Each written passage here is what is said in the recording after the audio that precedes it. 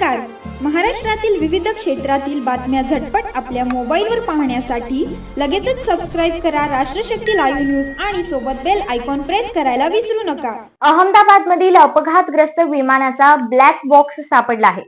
Black box मिळाल्यामुळे दुर्घटनेचं कारण समोर येणार आहे.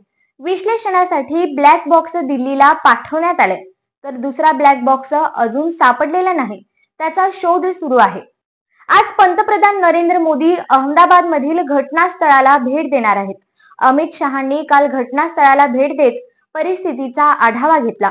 तसंच जखमींची रुग्णालयात जाऊन विचारपूसही केली. अहमदाबाद विमान अपघातात 265 जणांचा मृत्यू झाला आहे. यात विमानातील 241 प्रवासी तर विमान ज्या भागात कोसळलं तिथल्या 24 जणांचा मृत्यू झाला. मृतांमध्ये राज्यातील 9 जणांचा समावेश आहे. अहमदाबादच्या सरदार वल्लभभाई पटेल विमानतळावरून लंडनकडे उड्डाण केल्यावर अवघ्या 12 ते 15 सेकंदात हा भीषण अपघात झाला.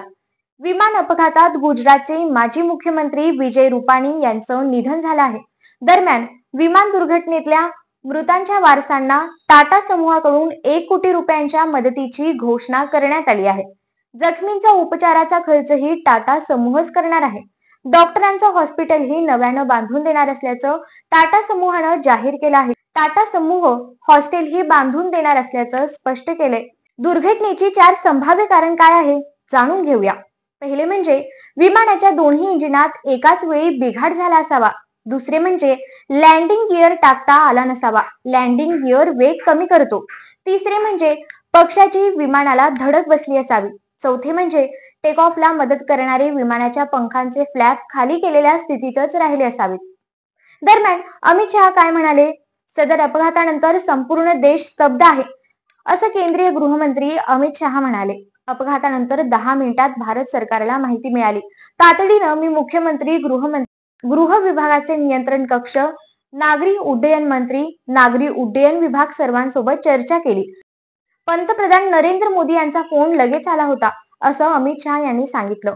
भारत सरकार, गुजरात सरकार आणि सर्व विभाग मदत कार्य आणि बचाव कार्य करत आहेत. या विमानात 230 प्रवासी आणि 12 क्रू मेंबर होते. यापैकी एक प्रवासी वाचल्याची माहिती समोर आली आहे. त्याला भेटून आलो आहे. मृत्यूंची संख्या, DNA परीक्षण आणि प्रवाशांची ओळख पटवल्यानंतर प्रशासन अधिकृतपणे जाहीर करेल, अशी माहिती देखील अमित शहा यांनी दिली.